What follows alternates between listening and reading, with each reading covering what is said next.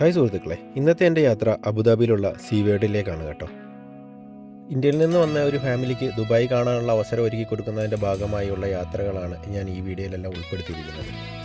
ഇതൊരു അത്ഭുത ലോകം തന്നെയാണ്.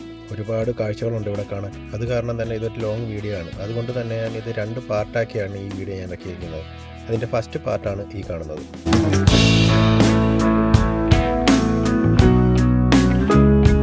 ഇവിടെ വന്നാൽ നമുക്ക് അറിയുന്നതും അറിയപ്പെടാത്തതുമായ ഒരുപാട് കടൽ ജന്തുക്കളെ, കടൽ ജീവികളെ നമുക്കിവിടെ കാണാൻ സാധിക്കും. കടൽ മത്സ്യങ്ങളായാലും മറ്റും ഒരുപാട് മീനുകളെയും നമുക്കിവിടെ കാണാൻ സാധിക്കും.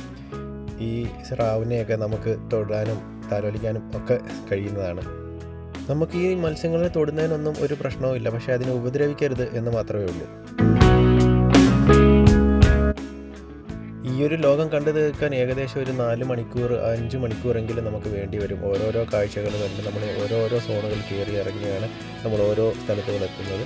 ഓരോ സ്ഥലം പിന്നിടുന്നതോറും ഓരോ പരിപാടികളും നമുക്ക് കാണാൻ സാധിക്കും. നമ്മൾ ആദ്യം വരുന്നത് ഈ എൻട്രൻസ് കയറി വന്നു കഴിയുമ്പോൾ തന്നെ ആദ്യത്തെ ഒരു പരിപാടിയാണ്. അവിടെ ടൈമിംഗ് ഉണ്ട്. ആദ്യം നമുക്ക് ഈ നാടകം പോലുള്ള സംഭവം, ദുബായിയുടെ കൾച്ചർ കാര്യങ്ങൾ, അവരുടെ മത്സ്യബന്ധനം എങ്ങനെയായിരുന്നു എന്നൊക്കെയുള്ളതിൻ്റെ ഒരു ഡെമോൺസ്ട്രേഷൻ അവരവിടെ കാണിച്ചു തരും. നമ്മളതെല്ലാം കണ്ടു കഴിഞ്ഞിട്ടാണ് അടുത്ത സെക്ഷനിലേക്ക് പോകുന്നത്. അടുത്ത ഓരോരോ സെക്ഷനിലായിട്ട് നമുക്കിങ്ങനെ പോകണം. ഏകദേശം ഒരു 4-5 മണിക്കൂർ എടുക്കും ഇത് മൊത്തം കണ്ടു തീർക്കാനായിട്ട്. നിങ്ങളൊക്കെ കേട്ടിരിക്കുമല്ലോ, ആദ്യം അറബ് രാജ്യങ്ങളൊക്കെ അവരുടെ തൊഴിലെന്ന് പറഞ്ഞത് മത്സ്യബന്ധനമായിരുന്നു. മത്സ്യബന്ധനവും കടലിൽ നിന്ന് മുത്ത്, പവിഴം എന്നിവ ശേഖരിച്ച് അത് കച്ചവടം ചെയ്ത് അങ്ങനെ ജീവിക്കുന്ന ആൾക്കാരായിരുന്നു. അപ്പോൾ അതെങ്ങനെയായിരുന്നു അവർ ജീവിച്ചിരുന്നത് എന്നുള്ളതിൻ്റെ ഒരു ഡെമോൺസ്ട്രേഷനാണ് ഇവർ ഈ ഒരു നാടകം പോലെ നമ്മളെ കാണിച്ചു തരുന്നത്. അതായത് കടലിൻ്റെ അടിത്തട്ടിൽ പോയിട്ട് മുത്ത് ശേഖരിക്കുന്നതിൻ്റെ ഒരു ഡെമോൺസ്ട്രേഷനാണ് ഇപ്പോൾ അവർ കാണിച്ചുകൊണ്ടിരിക്കുന്നത്. ഏകദേശം ഒരു 10-20 മിനിറ്റോളം ഉണ്ടായിരുന്നു ഈ ഒരു പരിപാടി. അങ്ങനെ അതൊക്കെ കഴിഞ്ഞ് നമ്മൾ അടുത്ത ഇടത്തേക്ക് പോവുകയാണ്. അപ്പോൾ ആദ്യം കാണുന്നത് ഇത് ഒരു തിമിംഗലമാണ് കേട്ടോ. തിമിംഗലത്തിൻ്റെ കുഞ്ഞാണ് ഈ കാണുന്നത്.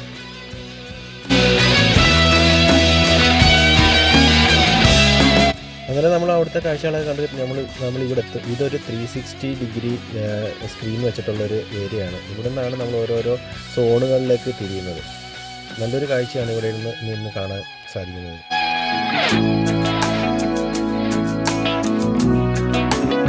ഞങ്ങൾ ആദ്യം പോയത് ഈ പോളാർ ഓഷൻ എന്ന് പറയുന്ന ഒരു ഏരിയയിലാണ്. നല്ല തണുപ്പാണ് കേട്ടോ അവിടെയാണ് പെൻഗ്വിനൊക്കെ ഉള്ളത്.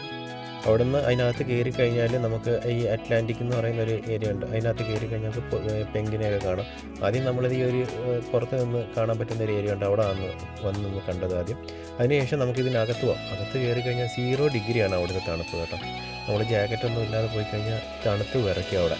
ഇതിനെ നേരിട്ട് കാണാനകത്ത് കയറുമ്പോൾ നല്ല തണുപ്പാണ്.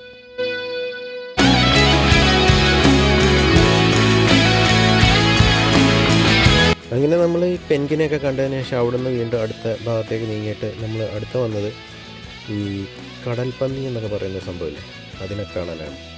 അപ്പോൾ അതിന് തീറ്റ കൊടുക്കുന്നതും അത് കളിക്കുന്നതും ഒക്കെ കണ്ട് കുറേ നേരം അവിടെ നിന്നിട്ട് അടുത്ത സോണിലേക്ക് വീണ്ടും നടന്നു. അതിന് ഫുഡ് കൊടുക്കുന്ന ഒരു പരിപാടിയാണ് ഈ കാണുന്നത്. ഈ ആശാൻ എപ്പോഴും വെള്ളത്തിലാണ്. പിന്നെ കുറച്ച് നേരം കഴയെ വന്ന് കിടക്കും. ഇതിനകത്ത് ഇങ്ങനെ കയറി കിടക്കും. കുറച്ച് നേരം കണ്ടുകൊണ്ടിരിക്കുമ്പോൾ നല്ല തമാശയാണ് കേട്ടോ. ഇതൊക്കെ പുള്ളിയുടെ ഒരു കലാവിരുതുകളാണ്. അങ്ങനെ വീണ്ടും നമ്മൾ നടന്ന് അടുത്ത ഏരിയ ഈ ഒരു തന്നെയുണ്ടോ. നമുക്ക് അതിന് തൊടുന്നതിനൊന്നും ഒരു പ്രോബ്ലവും ഇല്ല. അതിന് തൊടുന്നത് എങ്ങനെയാണെന്ന് അവിടെ ഒരു ലേഡി നിൽപ്പുണ്ട്. അവർ നമുക്ക് പറഞ്ഞു തരും എങ്ങനെയാണ് അതിനെ തൊടേണ്ടതെന്നും അത് നമ്മൾ കൈയിട്ട എങ്ങനെയാണ് അടുത്ത് വരുന്നതെന്നൊക്കെയാണ് അവർ നമുക്ക് വിവരിച്ച് തരും. അത് കഴിഞ്ഞ് നമ്മൾ നേരെ പോയത് ഡോൾഫിൻ്റെ ഏരിയയിലേക്കാണ്. അപ്പോൾ ഡോൾഫിനെ കുറിച്ചുള്ള വീഡിയോ ഞാൻ അടുത്ത പാർട്ടിലേക്ക് ഇടുന്നുണ്ട്. അപ്പോൾ എല്ലാവരും കാണാൻ ശ്രമിക്കുക. Keep watching. Thank you.